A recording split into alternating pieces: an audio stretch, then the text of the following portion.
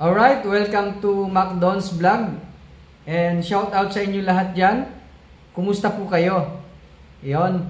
And ang pag-uusapan naman natin ngayon is huwag kang mabu-burn out or huwag kang mapapagod sa ginagawa mo. Okay?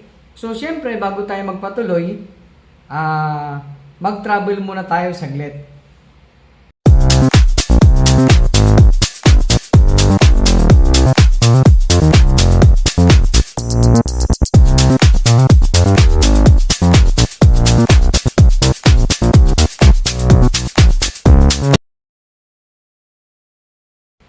Okay, we're done sa travel natin. Ayun, so, siyempre, bago na pag-usapan natin about doon nga sa huwag kang mabu-burn out or huwag kang mapapagod sa ginagawa mo. Okay? So, marami kasing tao, no, pag nakaramdam ng pagod, ay tumitigil. Okay? Hindi tumitigil, hindi nagpapahinga kasi tumitigil. So, ang ibig sabihin, yung iba kasi, ang sinasabi nila, pag napagod ka, normal lang, magpahinga ka, pero huwag kang mag-quit. Pero yung iba kasi, ay nag-quit sa mga ginagawa nila. Okay? So, tama naman na huwag kang mag-quit. Okay? Kasi siyempre, ganito nga yan no?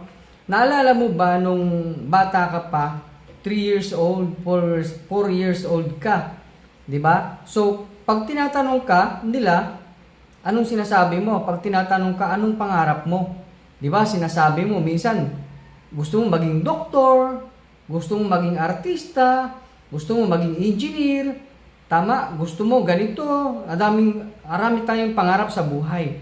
Pero sa kabila ng mga pangarap na yun, dahil bata pa nga tayo, hindi natin alam kung ano yung dadaanan natin. Okay? Pero, dahil nga sa sobrang haba ng panahon, hindi natin namamalayan na nagkakaedad na. So, naalala mo ba nung sinabi mo nga nung bata ka, 3 years old ka, 5 years old ka, ganun yung pangarap mo. Tama? So, ipapakita ko lang sa iyo ngayon na bakit hindi ka nga dapat mag-quit or hindi ka dapat tumigil sa ginagawa mo. Okay? So, kung naalala mo, nung elementary ka, okay, nag-aral ka ng elementary, 6 na taon. So, hindi ka tumigil sa pag-aaral kasi kailangan mong tapusin yung 6 na taon yung elementary mo. So after elementary, anong nakuha mo? 'Di ba? Certificate or diploma. So after ng elementary, meron pang high school na 4 years na naman. So meron kang 4 years, ano naman na nakuha mo doon? Diploma and certificate. So after ng elementary and high school, anong next? Nag-take ka ng college. Tama? Mayroong 4 years, mayroong 5 years, mayroong pang 10 years, may mga nagdo-doctorate pa. So, how many years kang nag-aral? Pero napansin mo nga, hindi ka tumigil. Andyan ang pagod, nandyan lahat. So, hindi tumigil. Pero ngayon, nung nagtrabaho ka na, konting bagay lang, tumitigil ka. So, anong nakikita natin dito, di ba? So, konting pagod lang, napapagod ka. Asa na yung pangarap mo? Na maging doktor, na maging engineer. Tama? So, kung ano-ano nga yung mga pangarap natin, pero pag nakakaramdam tayo ng pagod, kung nagkukuwit tayo, so hindi natin nakukuha yung pangarap natin. Tama? Now, ang point ko dito is, huwag kang titigil sa pag-aaral. Okay? Even ikaw, graduate na, tuloy-tuloy ka pa rin sa pag-aaral. Paano pag-aaral? Ito yung pag-attend ng mga seminars sa mga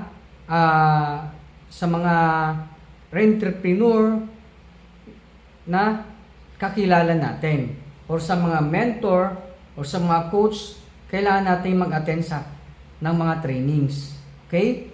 So, marami kasi sa atin dahil gumraduate ng college, okay? Gumraduate ng kung anong course ang tinapos nila. So, doon na sila nakadepende. Okay? Hindi na sila nag-take ng mga seminars. So, ang nangyari, okay? Nagkaroon sila ng negosyo or nagtatrabaho sila ng 10 taon, 15 years, 20 years, okay? Mapa-networking ka or mapa-traditional ka. Now, anong nangyayari? So, dahil hindi na nag-a-attend, bumababa yung energy, napapagod sila, nahihirapan. So, ang tendency ay may tendency magsara or humina yung kanilang negosyo. Okay? Doon naman sa iba, sige ang training. Okay? Meron pa training. So, every month, ganyan, nag-attend sila every 6 months, every year, ma-attend sila. Okay? So, ginagastusan talaga nila yung mga trainings. So, ngayon sa pag-attend ng trainings, no, umaabot sila ng, ayun na nga, 15 years, 20 years, 25 years, okay, na ma-attend. Pero ang nangyayari is, ang nagiging resulta ay ganun din. Parang pareho lang din sila doon sa hindi uma-attend. Okay, so parang, parang attend lang, hindi naman nagbabago. So ano kayang ibig sabihin nun? Bakit hindi nagbabago? So maaring umattend lang, hindi naman talaga ginagamit or inaaksyonan yung inatinan na training. Hindi naman ginamit. Tama? Pwede rin namang yung inatinan na training, okay, ginamit. Okay? Pero hindi effective or hindi tama doon sa business mo. So, ibig sabihin, wala ding nangyayari. Ibig sabihin, parang wrong tools yung training mo para sa business mo. So, alin lang sa dalawa dun kung hindi yan wrong tools or baka hindi mo inaaksyonan yung training na ginagawa mo para sa business mo. So, tumatagal tuloy, umaabot ng for how many years na, 20 years, 30 years yung business mo, until now, ganun pa rin, hindi nagkakaroon ng resulta. Wrong tools. Tama, di ba? Baka kasi maling tools na yung ginagamit mo. Baka yung ginagamit mong pamamaraan mo sa business mo ay magmula nung 1940s pa, 1950s, 60s, 70s, 80s. Baka yung pamamaraan ng business mo ay yung pa rin. Yung nakaraang panahon pa. Baka nakakalimutan mo na kailangan mo nang gamitan ng internet yung business mo. Kasi sabi nga ni Bill Gates, kung ang business mo ay hindi pa rin naka-adapt or hindi pa rin naka-align sa internet, hindi pa ginagamitan ang internet yan, baka nahuhuli ka na. Meaning to say, yun nga, wrong tools yung ginagamit mo. So, kailangan mong maka-adapt ng panibagong negosyo or panibagong sistema ng business mo or kung ano man yung ginagawa mong pagtatrabaho, pagninegosyo ngayon.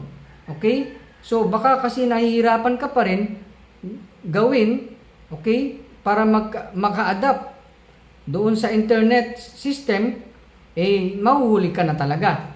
So, anong dapat mong gawin? Kailangan natin ng maka-adapt doon sa system natin sa panahon ngayon. Ayun, so adapt din pag may time. Ayun. So, marami kasi sa kakilala ko, no, until now hindi pa rin sila nakakasabay. Okay? May mga kilala ako 45 years old, 50 years old, 60 years old. Hindi sila nakakasabay. Meron nga akong nakausap, no, ang sabi niya, mahal daw ang cellphone.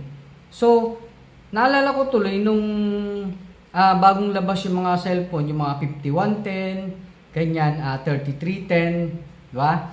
Noong mga time na yun, umaabot din ng 7,000 to 10,000. Ang malupit noon kasi, dipindot lang, hindi pa siya touchscreen. So, ganun na siya kamahal dati. O compare mo ngayon, touchscreen na, okay? Ang presyo, halos pareho lang sila. 10,000, 15,000, halos pareho lang. So, yung reason niya, nung time na yon, until now, yun pa rin yung reason niya. Meaning to say, hindi siya naka-adapt o hindi siya nakasabay doon sa pagbabago. Okay? Meron din yung isang kausap ko, no? Until now, natatakot siyang gumamit ng cellphone. Baka daw masira. Baka hindi daw niya alam ang pindutin niya. So, sabi ko naman sa kanya, basahin mo lang ate yung sinasabi ng cellphone at hindi ka magkakamali dyan kasi i-guide ka niyan. Sabi kong ganyan. So, ay ganun ba? Ganyan. Kasi baka masira, wala tayong pampagawa. So, doon na naman sila nakadepende sa pampagawa. Ibig sabihin, ganun kabagal ganun ka ano yung pag-adapt nila dahil sa maliliit na bagay, maliliit na problema, hindi tuloy sila nakakasabay. Okay? So, ibig sabihin, adapt din pag may time para hindi ka ma-burnout. Ang punto kasi dito, para hindi ka kasi ma-burnout. Kasi kaya ka nabu-burnout kasi hindi ka nga nakakasabay. So, kumbaga, mayroong iba naman, ang tawag nila dito is old school. Yung dating sistema ang ginagamit mo. So, tama guys, di ba? So, yun lang guys ang ang ma-share ko sa inyo, no? So, sana po ay may na-share po ako sa inyo and may na-motivate ko kayo. Okay? So, don't forget to like, share, and subscribe and click the notification bell. Thank you so much.